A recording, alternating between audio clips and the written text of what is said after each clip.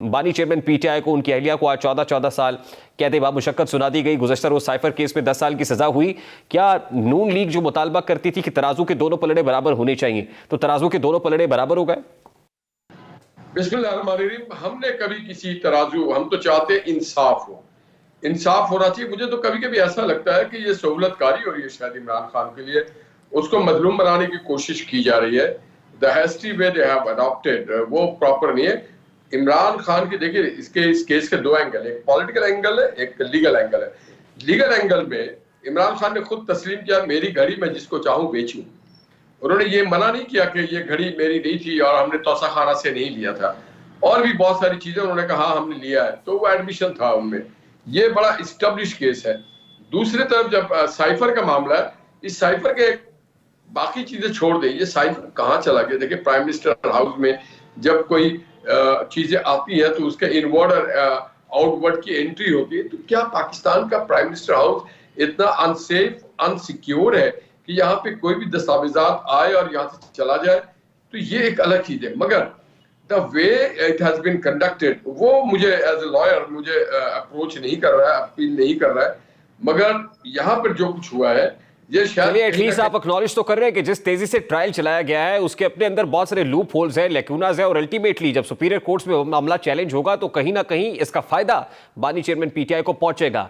निहाल साहब, मैं तो आपसे ये जानना चाह रहा हूं कि बार बार आपकी तरफ से कहा जाता था कि वो जो 2018 में आपके साथ हुआ वो बानी चेयरमैन पीटीआई के साथ भी होना चाहिए, उनको भी उसी को फेस करना पड़ा चाहिए। तो आज आप इंतखाबात 2024 से पहले उनके साथ वही कुछ हो रहा है जो आपके साथ 2018 से पहले हुआ था।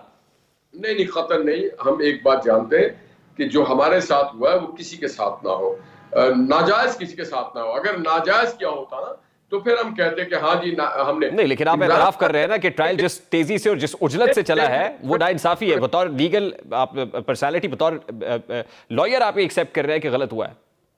नहीं, मैं कहता हूँ हैस्टी, मगर इसमें दो चीज और होता है, delay in justice, denying justice, ये भी एक चीज है। इमरान खान को जितना मौका दिया गया, कभी किसी को पाकिस्तान में इतना मौका नहीं दिया गया। कभी वो भागते रहे, फरार हासिल करते रहे, कभी स्टे के पीछे छुपते रहे, कभी उनके वकील भागते रहे, फिर वकील उनके बदलते रहे। और ये शायद एक डिजाइन और प्लान था। आज भी जो लोग इमरान खान को फैसिलिटेट करना चाहते हैं वो यही कुछ करना चाहते थे। मगर मैं समझता हूँ कि ये एक बहुत ही स्टैब्लिश्ड केस है, इसके प्रोसीडिंग में शायद ठीक नहीं है, मगर ये एक एस्टैब्लिश केस था। इमरान खान ने खुद इसको एडमिट किया था कि हाँ ये घड़ी मेरे पास है। अच्छा निहाल साहब, इस वक्त बिलावल भुट्टो साहब ये कह रहे हैं कि जब वो इख्तियार में आएंगे तो सियासी कैदी कोई नहीं होगा, वो रिहा करेंगे, और वो इससे एक तासुर मजीद तकवीयत पकड़ता है कि पाकिस्तान मुस्लिम लीग नून ये चाहती थी कि पॉलिटिकली विक्टिमाइज किया जाए पीटीआई को और उनके चेयरमैन को। तो क्या ये तासुर दुरुस्त है? देखिए, मैं ये समझता हूं कि हमने कभी किसी को विक्टिमाइज नहीं किया, जबकि उल्टे दूसरी तरफ हमारी पार्टी की तमाम लीडरशिप वो विक्टिमाइज होती रही। शायद आप भूल रहे हो कि मरियम नवाज साहबा पे मां से इसके कोई और इल्जाम नहीं था, वो प्राइम मिनिस्टर मोहम्मद नवाज शरीफ साहब की बेटी है। कैप्टन सफदर का कोई और इल्जाम नहीं था मां से कि वो मरियम नवाज के शौहर है और नवाज शरीफ साहब के वो सन इन लॉ है। तो ये ऐसी बात नहीं। और इमरान जो बिलावल साहब बात करें, बिलावल साहब का क्या कहना, वो सबसे पहले तो देखें कि उनके दौर में जो लोगों को विक्टिमाइज किया गया, जो लोग मिस होते रहे खेतों में, खलियानों में, मजदूर, उनको उनके ओपोनेंट पार्टी के लोग, उनको पहले इंसाफ दिलाएं, उन हारियों को इंसाफ दिलाएं, उन मजदूरों को इंसाफ दिलाएं, उन स्टूडेंट्स को इंसाफ दिलाएं, सलाब ज़दागान वालों को इंसाफ दिलाएं। पॉलिटिकल केस तो बहुत बात की बात है, और उन लोगों को इंसाफ दिलाएं जो लोग 15 साल से सिंध में बिलावल साहब की हुकूमत के। निहाल साहब, मेरा बड़ा सादा सा सवाल है, आज अगर पीटीआई कॉर्नर्ड है या उनकी लीडरशिप कॉर्नर्ड है तो इसका फायदा किसको होगा? यानी एक स्पेस क्रिएट हुई है, खुद पीटीआई इसका फायदा उठाएगी सिंपैथी वोट की सूरत में, या आपको लगता है कि नहीं, नून लीग इसको कैपिटलाइज करने की पोजीशन में? नहीं, हमारा पीटीआई से कोई लेना देनी है नहीं है। देखिए, हम घोड़े हैं, वो खच्चर और गधे, कोई मुकाबला नहीं। हम एक पॉलिटिकल पार्टी है, वो एक पॉलिटिकल पार्टी नहीं है, उसको एक फैसिलिटेट करके बनाया गया। कुछ यहाँ से ये भानुमति का कुंभ है। नहीं, लेकिन फैसिलिटेट तो आपको भी किया जा रहा है। इसराइल से फंडिंग हो रही है, अमेरिका से फंडिंग हो रही है। निहाल साहब, इन दिनों फैसिलिटेट तो आपको भी किया जा रहा है, उसके लोग होते हैं। इन दिनों लाडले तो आप भी हैं।